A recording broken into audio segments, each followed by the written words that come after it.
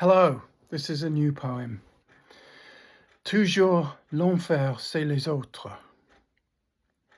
Sitting in my kitchen, a dog that goes barking on and on, somewhere nearby. Broad leaves are falling, orange and brown, yellow, as a crafty crocodile's eye. 60-odd minutes, I'm drifting towards madness. And really, seriously, I don't see why this should bloody be so.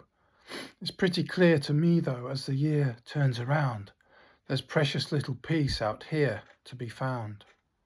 Except for the words on the visible lips of the ones who say peace while covering their traces. They say peace, they say peace, they say peace while feeding their faces.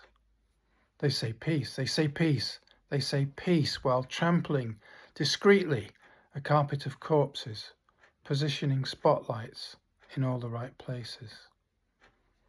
On the other side, incoherent shrieking, beyond houses and towns and shrubberies unseen, at the top of their lungs the screaming goes on, beyond meaning or sense, the shaking of a fence.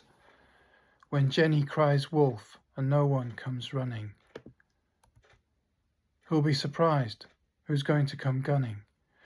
I've got to get let out, this palace of howling, of barking and screaming, where madness is creeping. Or maybe I'm dreaming. And in the deep evening, sound systems rumble, scratching out louder with each hour passing, pumping robotic, brain-melting noise. If I close the window, helter will swelter. If we leave the grave open, dead girls and boys will scatter the streets and the gardens with toys. Sad, broken toys. The duck of death drifts quietly past, too damned quietly. Spaghetti western, electrically harsh, bridge-playing dancers skip over the marsh.